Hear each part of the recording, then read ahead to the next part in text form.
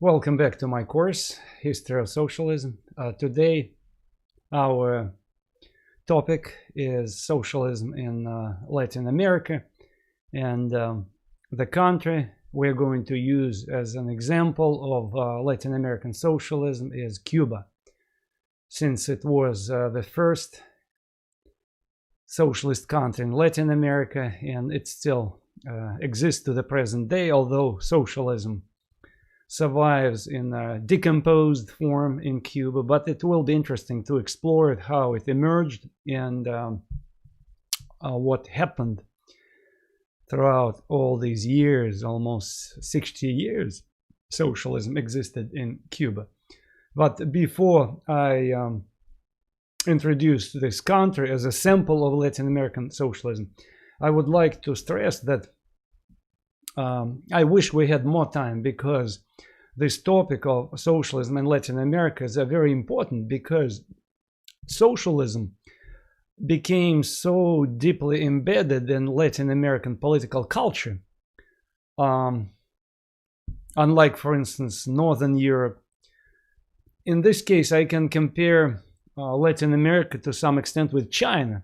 In China, even though socialism in economic life hardly exists, but it became so embedded in political culture that it became a part of her indigenous tradition. The same thing happened with Latin America, where socialism in different forms, from Marxian socialism to anarchism, became very, very much ingrained in the political culture. Okay, for example, as soon as the Bolshevik Revolution took place in 1917, Comintern had very strong positions in Latin America. Okay. At some point, if you know that in Chile, one of the most advanced Latin American countries, socialism came to power peacefully, which was very much unusual, without any socialist revolution, without any violent revolution. In 1971, socialist government by Salvador Allende received the majority of votes and came to power.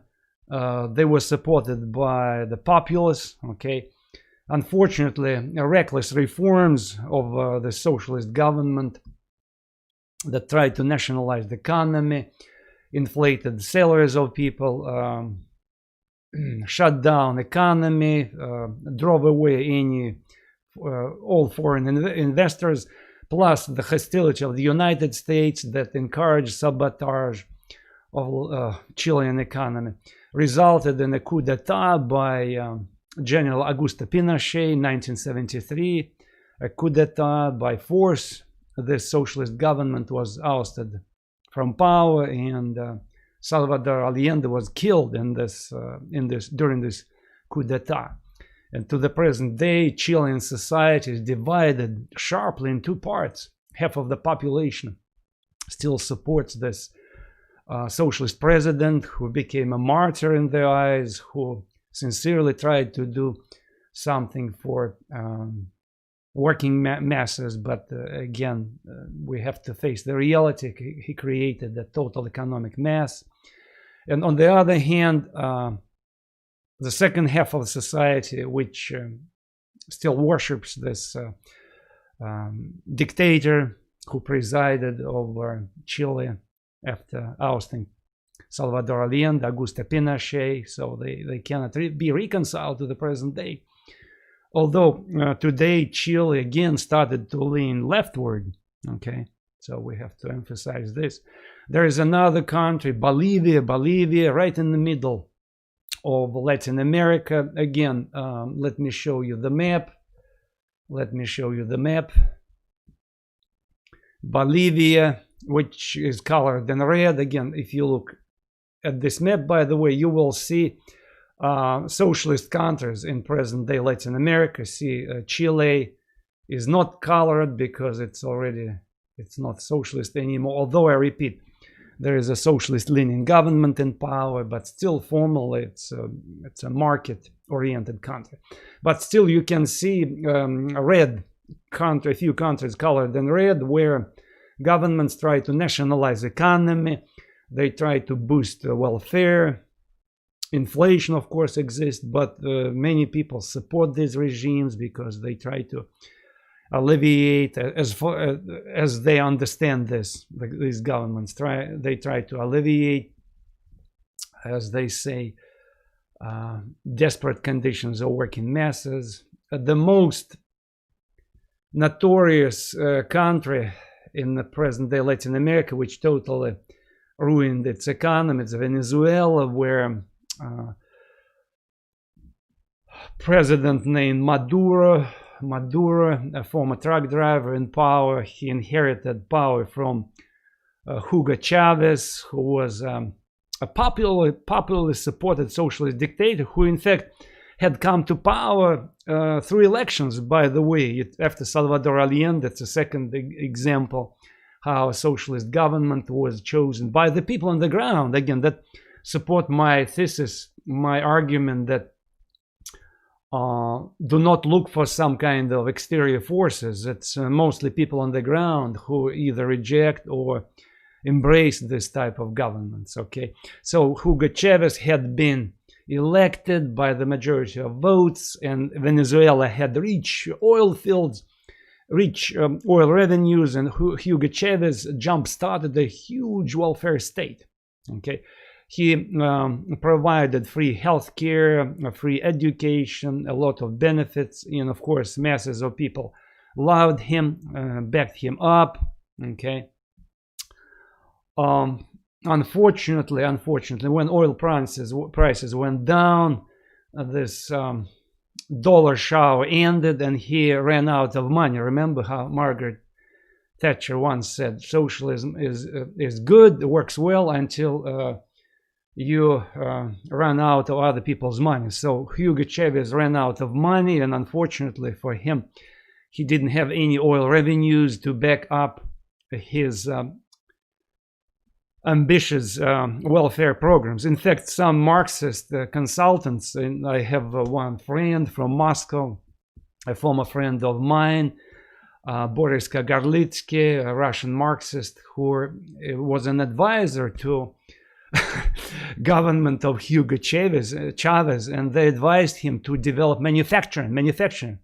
Don't be focused on oil fields, don't be seduced by these oil dollars. But he didn't listen to these advisors, his colleagues, socialist colleagues from Russia, from France, didn't listen to them, and Hugo Chavez bureaucrats told these advisors who said, let's develop manufacturing industry to provide permanent jobs instead of just distributing the wealth, which is silly because sooner or later oil revenues would be over, and that's what exactly happened. But they didn't listen to them because the plan of Hugo Chavez and his bureaucrats was to win the sympathies of the people. So it was redistributive socialism. Okay, redistributive socialism. They ran out of money, and people started to complain, and eventually opposition, middle class opposition, those who didn't like him, shutting down freedom of speech, freedom of in elections. At some point, Hugo Chavez shut down free elections, shut down opposition, cracked down on opposition, unleashed his police forces against opposition, so which increased his negative perception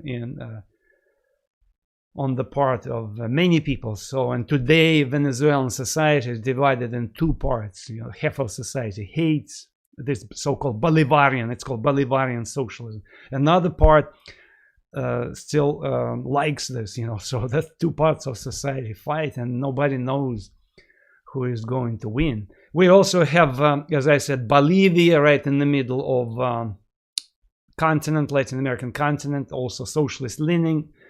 Not much troubles right now in Bolivia, unlike Venezuela, but still economy is also based on so-called redistributive, was until recently based on redistributive socialism, but recently the country started to drift To the right, Ecuador, it's another country that leans towards socialism. Nicaragua, okay, Nicaragua, right here, okay.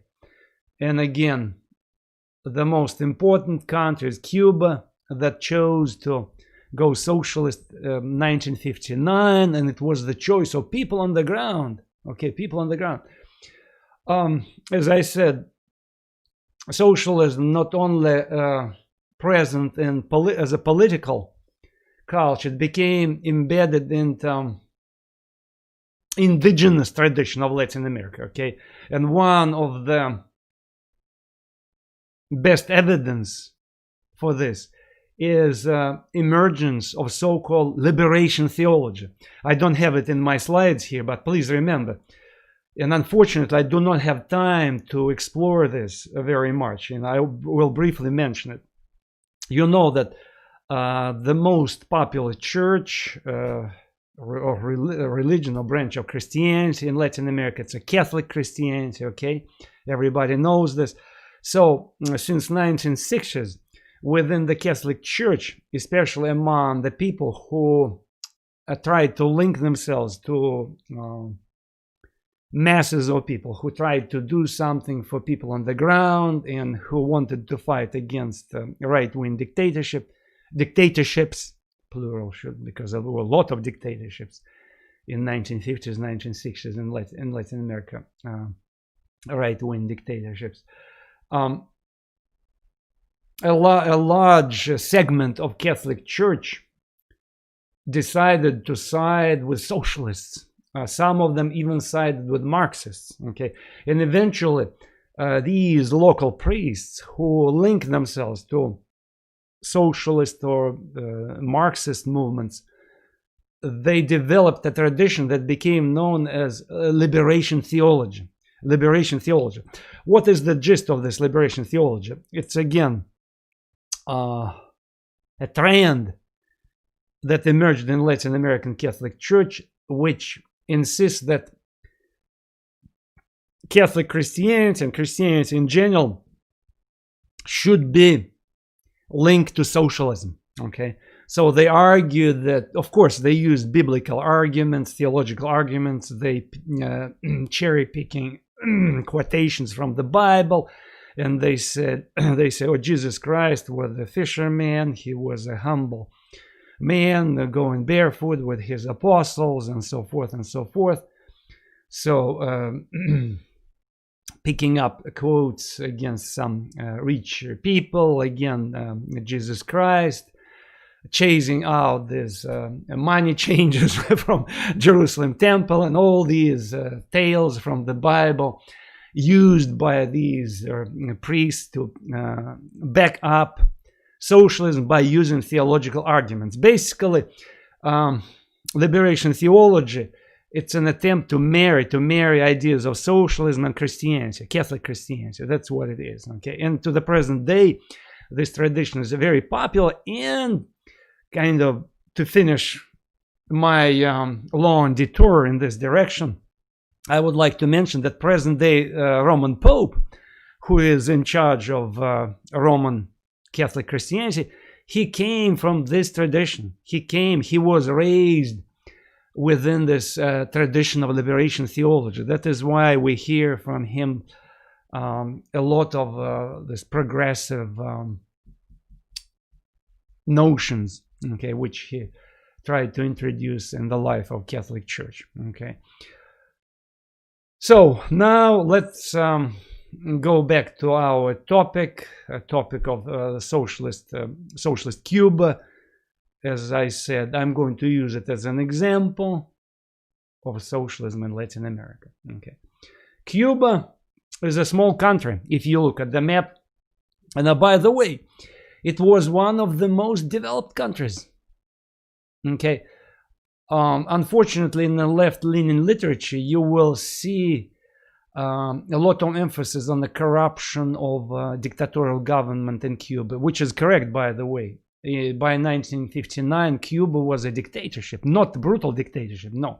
It was like a benevolent and corrupt dictatorship, which built her economy on the basis of collusion with the American US mafia and US sugar industry. Okay, US mafia used Cuba to wash, to launder its money they earned in the United States.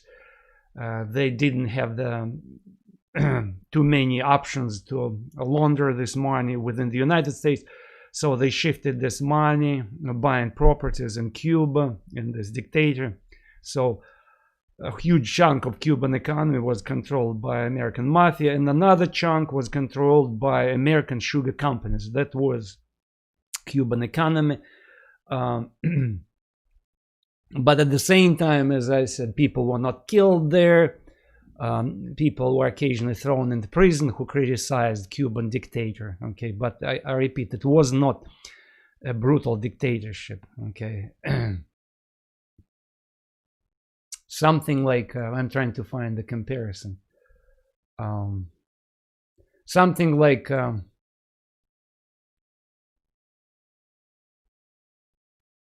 present-day Putin's Russia. Okay, which is a dictatorship. But no, I would say the Cuban dictatorship was more benevolent, because Putin's Russia is pretty authoritarian compared to Cuban dictatorship of 1959 on the eve of socialism. But anyway, a definitely corrupt country, and that's what upset people. That a lot of governmental officials were taking bribes routinely. Everything was purchased. There was no law like regular law. People were, you couldn't go to court if you needed something, to seek for justice. Judges were bought by mafia or people who would pay more money. Okay, that's how justice was conducted in Cuba. And the Cuban population was highly educated, unlike other Latin American countries. That's an interesting thing. It was an urban country. Okay, population was 7 million. Formally, I repeat, it was parliamentary republic. Although we say that it was dictatorship, but formally there were elections. Like in present day Russia, we have elections, right? But still it's dictatorship. So same in Cuba. Formally they conducted the elections from time to time, but they were rigged. Okay, there were many parties, and by the way, Communist Party did exist in Cuba, and it was not illegal to be a communist, and they were even represented in the parliament. So I'm just trying to paint a broad picture that people were not killed in Cuba. Okay, they were not. It wasn't some kind of brutal dictatorship like Mussolini's Italy. Again, I'm not talking about other most brutal dictatorships. So even Mussolini, Italy cannot be compared. It was more brutal.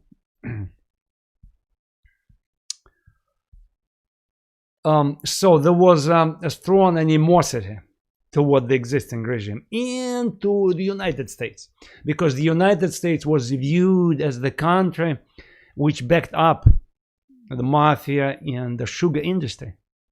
Okay. There were actually a few attempts to topple down a president, or formerly president, in reality dictator, named Batista. His name was Batista.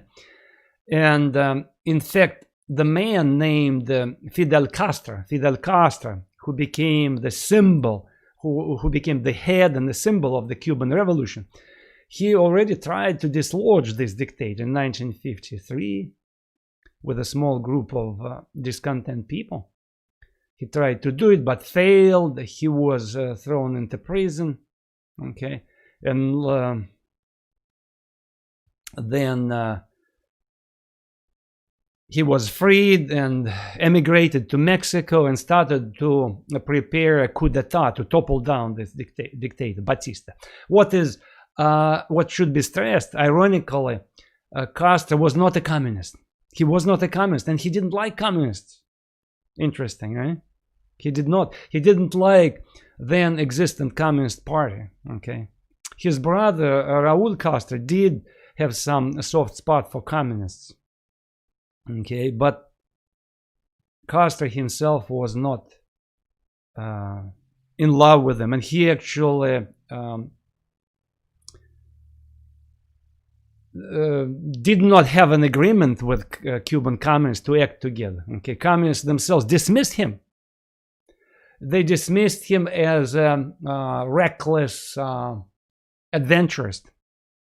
Remember, communists were classical communists were very much hooked on economic changes, that proletariat should exist, the country should be ripe for revolution. Okay, so at that time, communists believed that Cuba wasn't ripe enough for the communist revolution. But Castro didn't talk about communism. He simply wanted to kick out the existing corrupt dictator and to become the head of the country, to wipe out the corruption. That was his goal. That's it. That's it. Okay. So he creates forges a small group of people, mostly Cuban exiles who lived in Mexico, and some other Latin Americans, about more than 50 people, a small group. They purchased an old yacht, armed themselves. In 1959, they invaded Cuba. They were hiding in jungles and gradually fomenting the revolution. Okay, the small group trying to exploit the discontent of people against this corrupt regime, against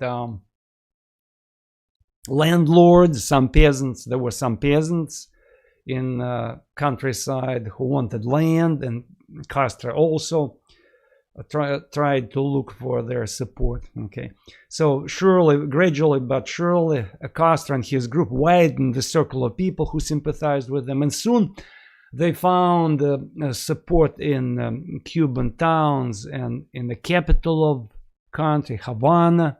Okay, and eventually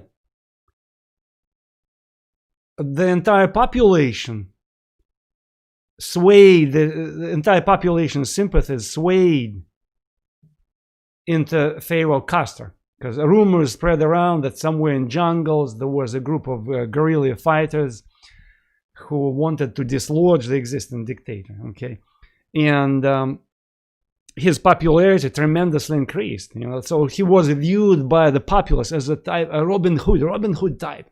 That's how he viewed. Okay, and communists eventually also came to embrace him, and all other political parties, because many people didn't like this corrupt regime. Okay, so there was no talk about communism among the majority of the people. There was, except Communist Party, of course. They wanted eventually to bring communism, but the majority of people simply wanted to dislodge the corrupt regime, and that was it.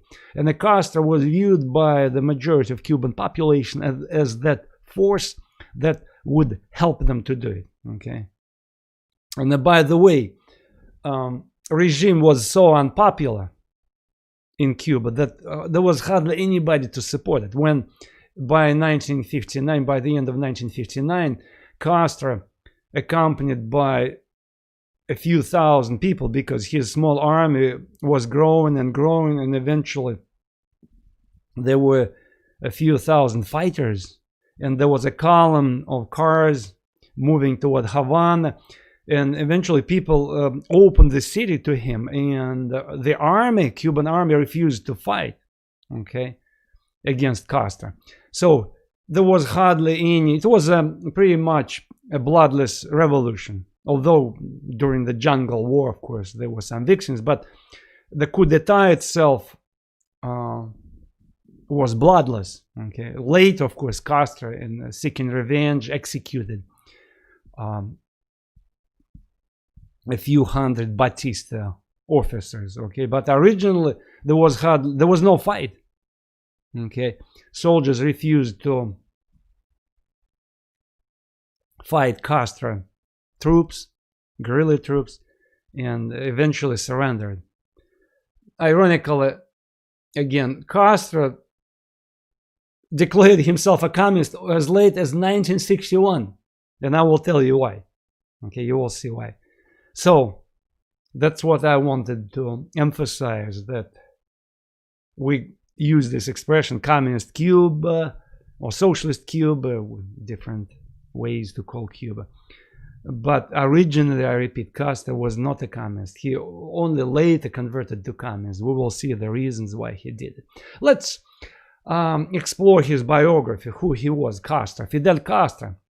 See, was born in 1926, and he deceased.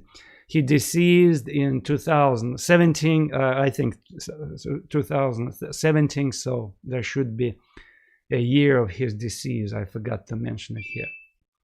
Fidel Castro was a child of a rich man, but illegitimate child, okay?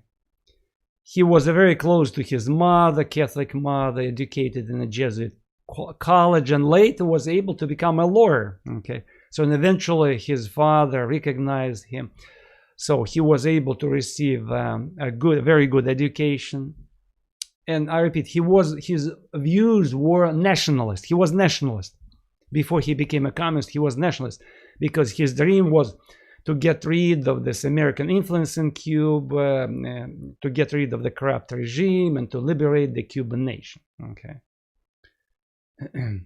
The second man who was important in the Cuban Revolution was famous Ernest Che Guevara, an Argentinian middle-class physician. He was a physician, doctor. Okay. Like Fidel Castro, he was an adventurist who wanted to liberate entire Latin America. Okay, and again, the first goal was to liberate Cuba, and then both Castro and especially Che Guevara, they were dreaming about all Latin American revolution, so liberation of all countries of Latin America. Okay. He was a bookish man on the one hand. At the same time, he liked to live a rugged life. You know, he liked to be exposed to extremes. Okay, he liked to travel. He was like a born rebel. He couldn't sit at the same place. He always had to fight against something. It's certain personalities, they never satisfied. Okay, and in fact, when Cuban Revolution won, he was appointed the most disgusting job, that's how he viewed this job. He was appointed the president of Cuban National Bank, in which he hated because he said, I'm a revolutionary, and that's what he was doing best. You know, he wanted to stream somewhere to kind of liberate the people, looking for a cause, you know. And eventually he became a victim of his attempt to liberate Latin America and then entire humankind. Excuse me. After Cuban Revolution won, Ernest Che Guevara travels to Africa. He travels to Soviet Union, looking for other countries' experiences, other socialist countries' experiences. China, he went to China. Okay. He had the strong sense of social justice. Okay. At the same time, he was a pretty ruthless person. He didn't think twice about executing people if he believed they were enemies of revolution, and he personally executed dozens of people. Never regretted this, you know. So he was pretty much ruthless, true believer. Okay. So he befriended Castro, and together they were committed revolutionaries. Unlike Castro, Che Guevara did know something about Marxism. Okay, did know something about Marxism. Fidel Castro hardly knew anything at first about Marxism. What they created, this small group. Again, I'm backtracking a little bit to show you how this communist convictions of this small group were growing, how Fidel Castro and his group were becoming communist. Okay, originally they called themselves M26 movement, M26 of July movement. It's a date when their liberation struggle started, and they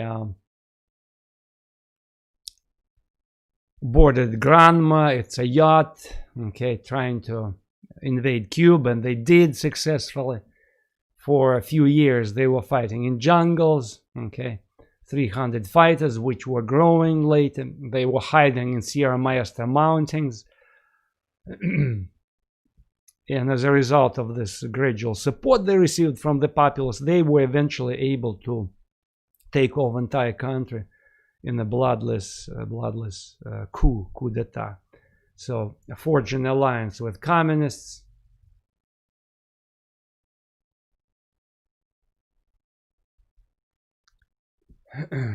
So after regime collapsed without any resistance, Castro freely takes power. By the way, when he was still fighting in jungles against the corrupt regime, he promised to hold free elections, okay, but as it always happens with many dictators, they violate their promises. Castro, although he was backed up by the populace, I repeat, by the majority of population, he refused to hold free elections because he was afraid that his competitors might take over power, and he didn't want to share power with anybody.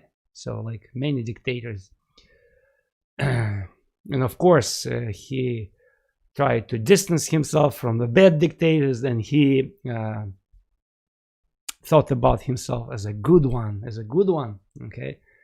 A people's leader, okay? A lot of Batista officers were executed, some of them who didn't do anything wrong, just for the sheer fact of being officers in Batista regime. Helped by communists, Fidel Castro, and that's where the role of communists was very important. They helped, they penetrated his movement, and they helped to create him the political machine. So the political machine of the Cuban state was created by the communists because Fidel Castro didn't understand anything about the administration, state making, okay? So communists created everything from the scratch, and of course, since it was pretty much communists who were behind these gray cardinals, so to speak, behind the backs, so they use the Soviet Union as the blueprint. So it's a one-party state, okay, no elections, secret police, you know, all these things were installed in Cuba. What he did, and what did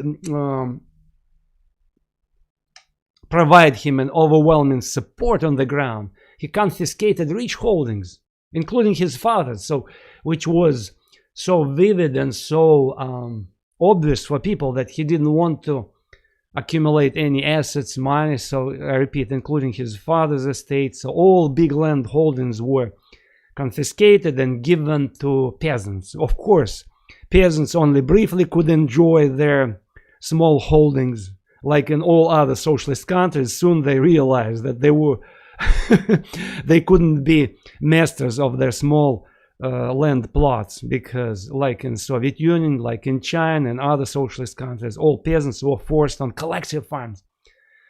Imitating the Soviet Union, Castro also started collectivization campaign where all agriculture was collectivized and peasants could not own, farmers could not own the land because land belonged to the state. All factories were confiscated, and of course American sugar industry was confiscated and given to the state. And mafia assets, primarily tourist businesses, were confiscated, turned into schools and clubs, and that's what, by the way, for a brief moment provided an overwhelming support to the regime of Fidel Castro. He shut down all bad newspapers, see, no freedom of speech, and nobody cared because he was a good man, right? Political parties were forbidden, okay? Religious colleges were shut down. That's what he did, okay?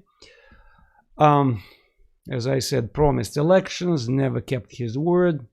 So soon, especially his desire not to grant the people whom he, as he claimed, liberated, not wishing to grant his liberated people a right to hold free elections, provoked an armed resistance against him from his former allies. By the way, some of his former comrades didn't like it either, who were not communists, who said, you violated your promises. And in fact, I don't want to give you too many names. A couple of his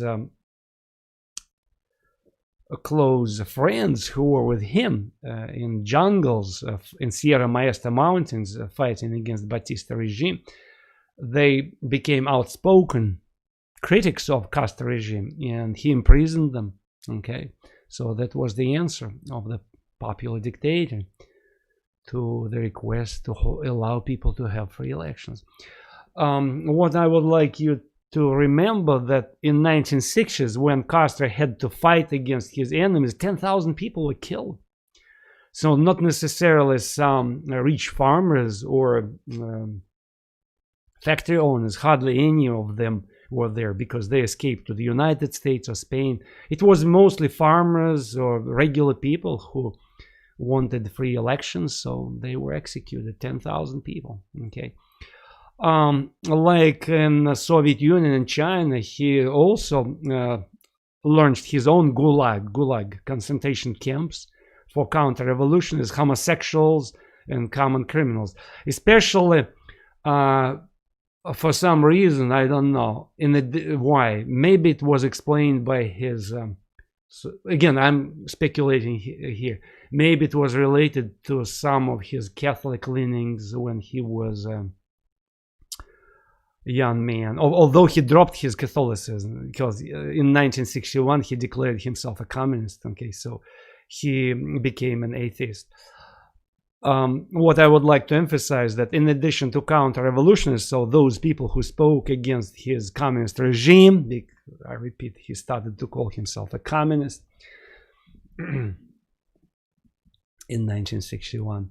He, for some reason, tried to purge homosexuals. So a lot of homosexuals ended up in, a lot of gay people ended up in Cuban concentration camps.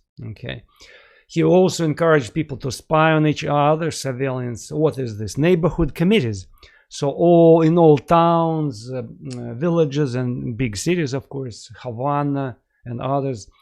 In each neighborhood, a revolutionary government assigned particular people who were responsible for monitoring people's views, what they were thinking, what they were speaking, whether they spoke against the government or not. That's what the regime Fidel Castro introduced in Cuba, unfortunately. So neighborhood committees, they became this local censorship and self-censorship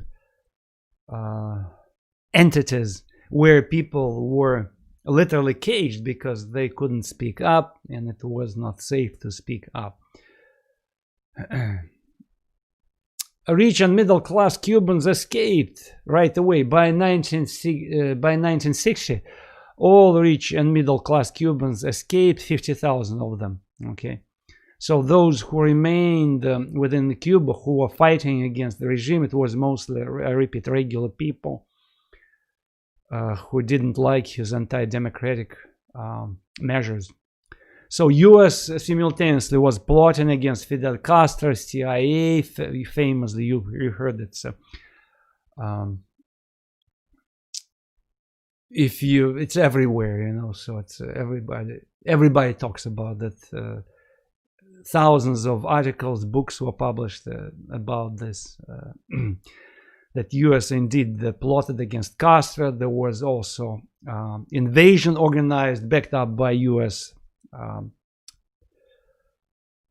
Foot soldiers recruited from Cuban immigrants in Florida were sent to Cuba to topple down Castro government, which didn't work out because, I repeat, Castro used it to his advantage because it was a foreign invasion. And Castro presented as a foreign threat, and that is why he was backed up by the local people. He said the rich people want to get back, and the United States supported them, which was a very powerful tool of mobilization. And I'm going to repeat throughout this lecture that anti-Americanism, anti-US sentiments became the most powerful mobilization machine to around Cubans, around sorry for this usage, around Cubans, around the Castro regime. It's the most powerful backup. So speaking against the United States, US imperialism became like a mantra in Cuban ideology. So we are fighting against US imperialism. So any Cuban who speaks against the government, it means you help US imperialism, so you have to be penalized. So that's how Castro interpreted his crackdown on any opposition within Cuba. And by the way, US also was and is still feeding these notions, because as you know, from early on, since 1961, when the Bay of Pigs invasion failed, US declared a total blockade of Cuba, which doesn't make sense, of course, because Cuba immediately was held by the Soviet Union. And that's why I want to jump ahead, because I cannot resist. One of the major reasons why Fidel Castro declared himself a communist, in addition to the active role of the Communist Party in his government, was that the Soviet Union decided to come to help his regime. So he politically was motivated to declare himself a communist. Okay, so nationalist Fidel Castro, the nationalist becomes Fidel Castro the communist. Okay, and so before he didn't know anything about Marxism, Leninism. Now, after he declared himself, he started to read a little bit of something. You know? So that's how he became a communist, and eventually, in 1964, his revolutionary movement became united with the Cuban Communist country into a united Cuban Communist country. Okay, so 1964. So Soviet Union comes to back up Cuba, because Cuba was indeed threatened by the United States. And I repeat, this economic blockade of Cuba actually worked to empower the Castro regime, okay, because it was used as a tool of mobilization. And you know, to the present day, US government blockades trade with Cuba, okay. I don't know whether it makes sense. In my view, personal view, it doesn't make sense, because it's much better to develop trade relationships, you know, if you really think about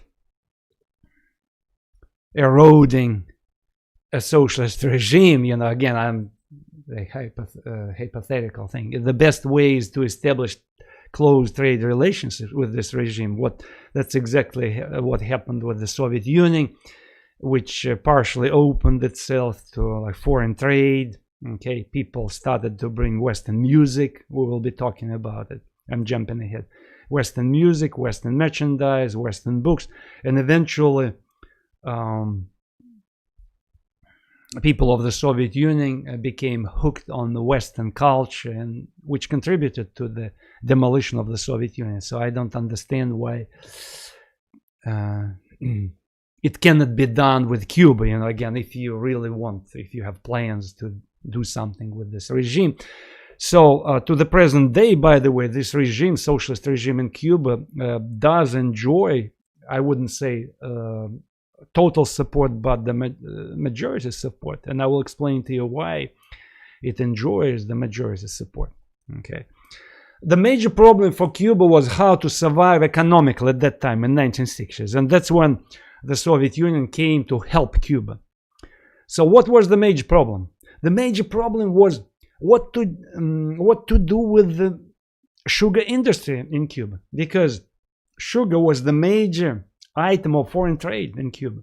Remember, before it had been controlled by American companies, sugar business, and now Soviet Union comes and pledges to buy all Cuban sugar, whatever they want to sell. And I still remember when I was a child, 11, 12, 13-year-old, I remember all our cities were overwhelmed with Cuban sugar.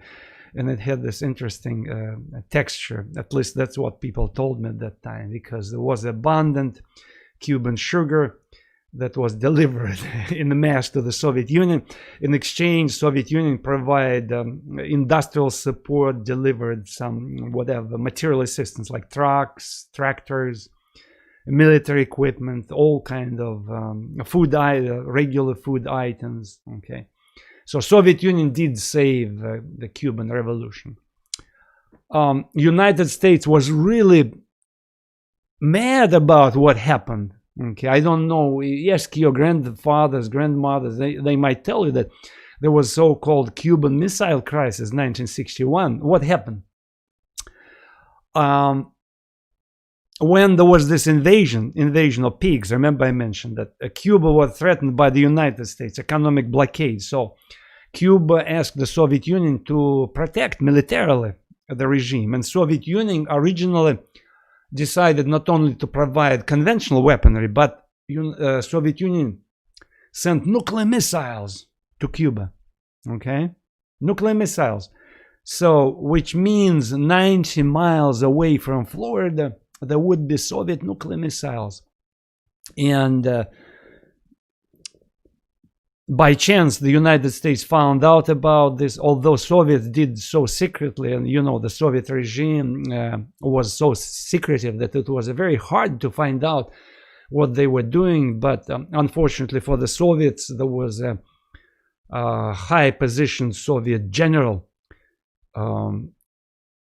within the Soviet military who volunteered to spy for the United States, not for money, but out of the convictions, because he came to despise the communist regime in the Soviet Union, the existing regime, and he provided all the information, all needed information.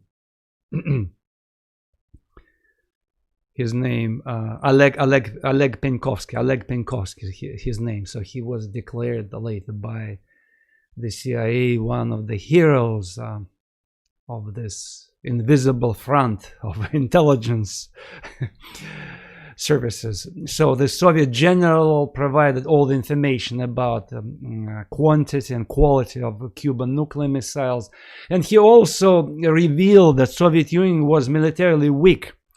It did have nuclear missiles, but he also stressed that Soviet Union did not have enough of them. The Soviet Union did not have enough nuclear arsenal to compete with the United States. Okay, and that's what this information was delivered to JFK, John Fitzgerald Kennedy, American president, and that's what allowed to JFK to become very bold and aggressive in his talk with a Soviet leader at that time. Remember, Stalin was already dead, and the person who was in power was Nikita Khrushchev.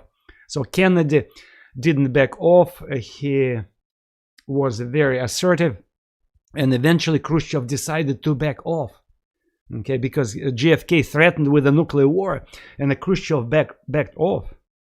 Fortunately, I repeat, Khrushchev wasn't such a paranoid dictator as Stalin. You know, he at least had some. Remember, we talked about Khrushchev trying to argue that we need. He talked about the Soviets. We need the peaceful coexistence with Western countries. And although he was a communist true believer who also thought that Western capitalists might attack us, he still didn't want to have a war with the West. So he backed off and he said, okay, we are removing nuclear missiles. So Khrushchev removed nuclear missiles. By the way, in exchange, the US also agreed to do something.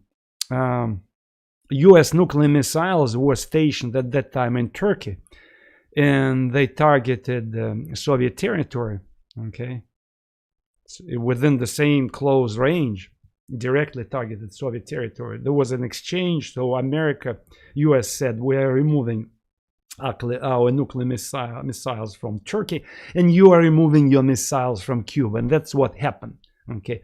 But a crisis was eliminated, Cuban Missile Crisis, when the world was on the brink of the nuclear holocaust. But political consequences were to be faced by the Soviet Union. Again, Fidel Castro, who relied on the Soviet Union, was angry about it. He confronted his Soviet allies and he said, "Why are you doing this? So you are deserting me." Although Soviets said, "We are not deserting you, we are going to help you militarily." At this point, Castro begins, still enjoying the Soviet support, he begins to play his own turn. He said, "We are independent communists, we have indigenous communism. Yes, we depend economically on the Soviet Union, we have to sell Soviet Union sugar, but at the same time, we are not going to totally listen to what Soviets tell us." Okay, he confronts the Soviets, and in fact, he even travels to China to talk with China. Remember, China was the major rival of the Soviet Union. When Mao recklessly said, "Give us secrets of the nuclear bomb, we're going to bomb Americans," in 1964, Mao Zedong, the Chinese communist leader, confronted Khrushchev and said, "Share with us secrets of nuclear weapon, we're going to throw nuclear bombs on the Americans and the communists would win." And that's what Fidel Castro thought. Along the same lines, at some point he started to negotiate with the Chinese, and they had developed this camaraderie, okay, because both regimes were militant, but at the same time Fidel Castro didn't want to, of course, give up on the Soviets. He depended totally on the Soviets, okay, totally dependent on the Soviets. He could not cut this umbilical cord that connected him to the Soviets, because all his military help, economic help, came from the Soviet Union. But still, I repeat, Castro, and it became his signature card, he started to constantly emphasize that communism that arrived to Cuba, it's not something that had been imposed like in Eastern Europe. You cannot be sure about the communism in Eastern Europe. And indeed, he was right, because Eastern Europeans who were occupied by Stalin's troops, they had no other choice, because they had to accept the Red Army and this communist regimes, communist dictatorships in Eastern Europe. But Castro said, we have the indigenous communism in Latin America. That's the example of the indigenous communism, the only indigenous communism we have. Okay, we're staying with the Soviets, but we act independently. And look what I wrote here. Quote, on one occasion he uttered, "Socialism did not arrive here through artificial insemination," unquote. So by saying this, he wanted to emphasize that, yes, indeed, Cuban communism is indigenous communism. Okay, that was his signature approach, and he, traveling all over the world, he constantly emphasized this. Okay. At the same time, he positioned his communism, Fidel Castro, as a new type of communism that is going to actively help other revolutions all over the world. And the person who peddled this idea that we have to go all over the world helping other revolutionaries to fight their revolutions was Che Guevara, his friend Che Guevara. Okay, so Che Guevara, in fact, decided to develop Marxism. He said, we're going to develop Marxism further because our Cuban experience, and that's what they said, Fidel Castro and especially Che Guevara, they said, look, we creatively adjusted Marxism to the conditions of Latin America. Okay, what is this creative adaptation? We proved that a small group of revolutionaries, if conditions are ripe enough, without any proletariat, without any industrial working class, a small group of revolutionaries can come and station themselves in a remote area, and they would act like an icebreaker, like a spearhead, fighting against governmental troops of a dictatorship and winning sympathies of surrounding people. So this small group, like in case of Cuba, like 50 plus something people, they could act as an engine that would ignite the fire of their socialist revolution. And that's what Che Guevara argued. He quits, to prove that he was right, he quits his position as the president of Cuban National Bank, and he goes underground, and nobody knows where he was at that time. But Cuban secret police, again, Cubans created their secret police that cloned the Soviet KGB. Okay, so in Cuban secret police, a few people knew that what was going on. It was so-called Operation Fantasma, a plan to plant small revolutionary groups all over Latin American countries that would act as engines. So in each Latin American country, there would be a group, 50, like 60 people, like in Cuba, and they would ignite this socialist revolution. Again, the message was that, ideological message was that you don't need proletariat, you don't need mass movement, you know. In fact, you need like a trigger. And that's what he argued, Che Guevara. And Fidel Castro kind of endorsed this, not openly, but secretly endorsed this. He gives his blessing, and Che Guevara goes where? To Bolivia. The first country was chosen. They thought it was country was be good enough to prove that Cuban experiment might be replicated in this country. So Che Guevara, with a small group of Cubans and other Latin American fighters, about a dozen of them, goes to the jungles of Bolivia and wants to spark a revolution. But unfortunately, local peasants afraid of him. They don't support him. They report on his movements. He is shocked. He is petrified. What's going on? I guess original classical communists were right in this case. You do need a mass support on the ground, at least a proletariat, whatever, you know. Without a mass support, if country is not ripe, you know, you cannot do anything, you know. So unfortunately for Che Guevara, nobody wanted to back up his quote-unquote revolution, and it became an abortive experiment. Soviets were very suspicious. They knew, of course, from the very beginning, because Cuban secret police was infiltrated by KGB, because KGB was creating the Cuban secret police. But they decided not to help this experiment because they thought it was a BS. It wouldn't work, and it didn't work, of course. And plus, they were suspecting that Che Guevara was a pro-Chinese because he traveled to China. He loved what Mao Zedong said about let's go and bomb Americans, let's ignite a world revolutionary Holocaust everywhere. These small groups, good guerrilla fighters. So the Soviets were very, very much suspicious of this stuff. They never backed it up. They thought it was a pure nonsense, and it did prove that it was a pure nonsense. Bolivian people did not support him, and as soon a group of Bolivian policemen chased Che Guevara and his troops, and he died. He was killed in a skirmish between local police and his own guerrilla fighters. Okay, since he died trying to ignite a revolution in the eyes of the left later, he became a martyr. Okay, so that is why you know, it became like a token symbol on the part of the left to depict his images everywhere. You know, this famous image with the t-shirt of Che Guevara, image that had been created in 1968. I forgot the name of this artist. I knew his name, but the image, this token image, this symbolic image, which you can see here on the t-shirt, was created in 1968. Why do I emphasize it? Because it was the heyday of so-called countercultural movement in the West, the New Left, anti-war movement in Western countries. And of course, they used Che Guevara as an icon of the sacred saint of the left movement. Okay, so he was used as a symbol.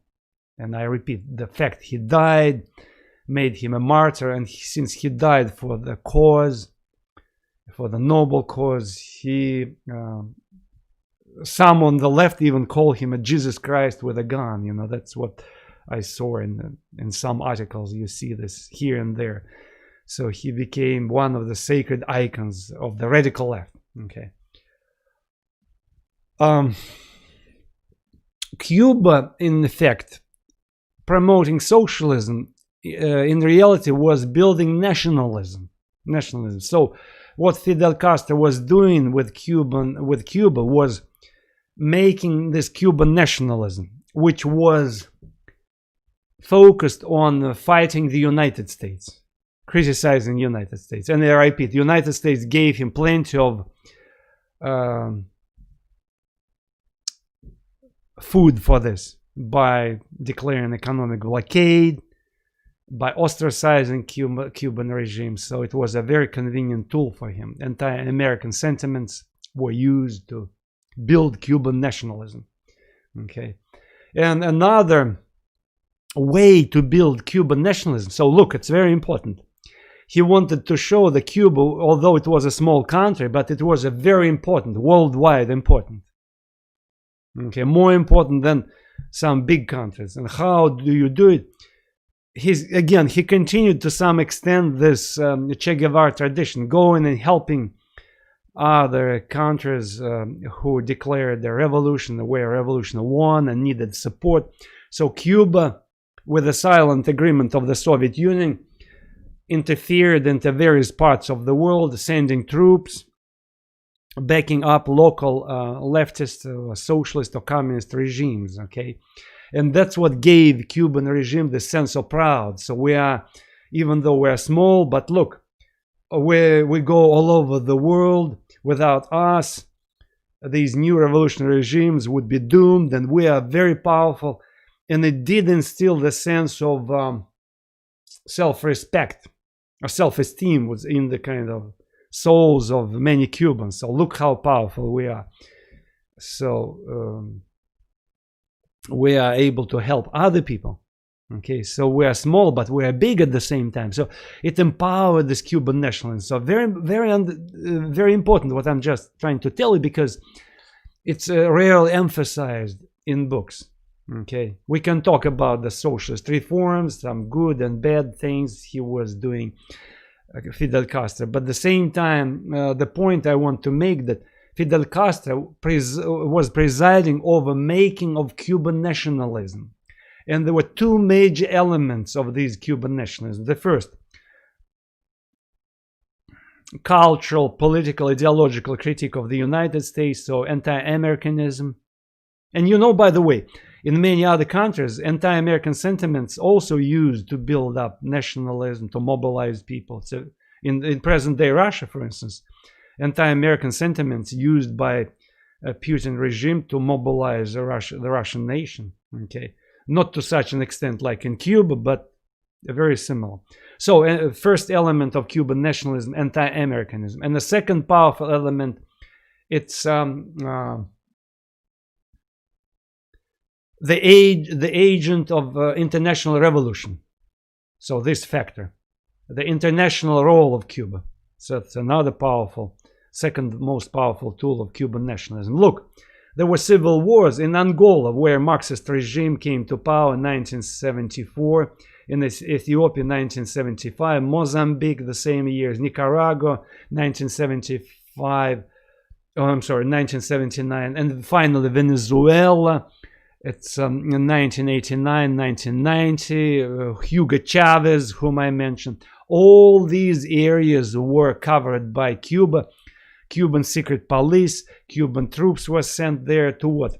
To back up these revolutionary regimes, to build the local administration along Cuban lines, which, I repeat, itself was imitation of Soviet model. See, interesting how the Soviet model was replicated. At first it was appropriated by Cubans, and then Cubans were coming to Angola, Ethiopia, Mozambique, Nicaragua, Venezuela, establishing similar administrative regime, this one-party dictatorship, secret police, okay, shutting down free press, freedom of speech, and so forth and so forth. For example, the longest war where Cubans were involved, it's Angola, 1975 to 1988. It's the longest war Cuba was fighting, which took a lot of resources a lot of food resources, equipment, military equipment. Of course, Soviets came to provide the hardware. The Cubans provided manpower, and thousands of Cuban men and women, soldiers, were sent to Cuba, where they were stationed or fighting to protect the local Marxist regime of Agostinho Neto. Agostinho Neto, left-wing intellectual who declared that Angola was a Marxist country. Right now, it's not Marxist anymore, but at that time, in 1970s, this left-leaning intellectual with a small group of people in Africa declared that he was loyal to Marxism-Leninism, received immediately Soviet support and Cuban support, in the case of Cuba, military support, and which triggered a long-time war. See, it's more than a decade. It did drain a lot of resources, but at the same time, I repeat, it was used to build Cuban nationalism. By the 1970s, of course, romantic stage of Cuban revolution was over and Cuban socialism became institutionalized. So like Soviet Union, Cuba became a highly bureaucratic socialist state. And of course, there was nomenclature, oligarchy that was in charge, a secret police that routinely persecuted people, penalized them. Okay. At the same time, there were huge investments made in the healthcare, and that's what became one of the signature reforms of the Cuban regime, that free healthcare to everybody. Basic healthcare, it's not perfect. It's a very antique. Okay, people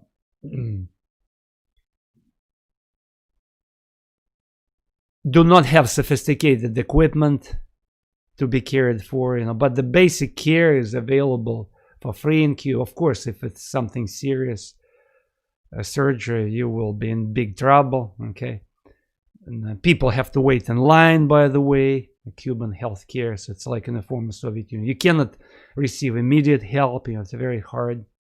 You have to wait in line.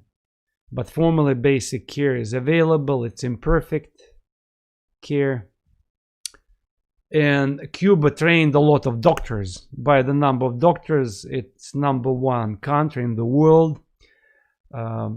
Cuban population had been educated anyway, but under new regime, it was also even more educated because public education became obligatory and college education was for free. So Cubans became educated people. Okay. At the same time, Soviet methods were appropriated, centralized planning, no private property, everything was nationalized.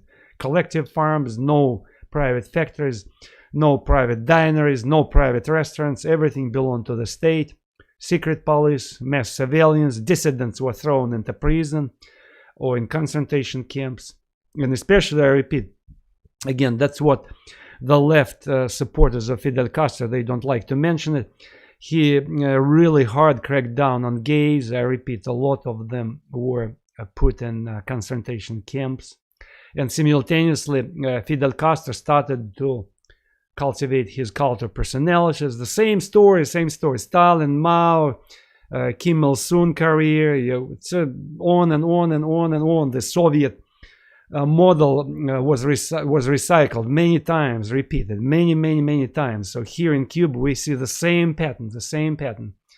Okay, nationalization of economy, centralized planning, collectivization of agriculture, one-party rule. No opposition parties.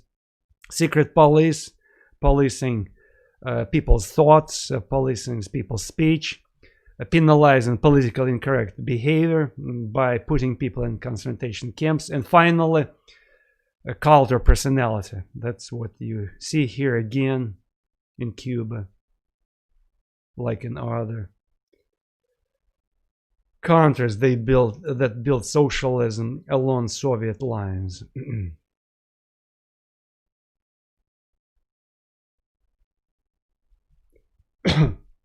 Yet, despite all these things, what I just said about Cuban regime, it was not as brutal as the Stalinist dictatorship or Chinese dictatorship in 1960s, okay, or Soviets in 1930s. In terms of harshness, the Cuban regime reminded Soviet Union of 1970s, 1980s, the age of stagnation, the late days of the Soviet Empire. So people were put in prison, but they were not shot, okay, like in old times under Stalin's dictatorship. How did Fidel Castro exercise mass support? I repeat, he still did maintain mass support.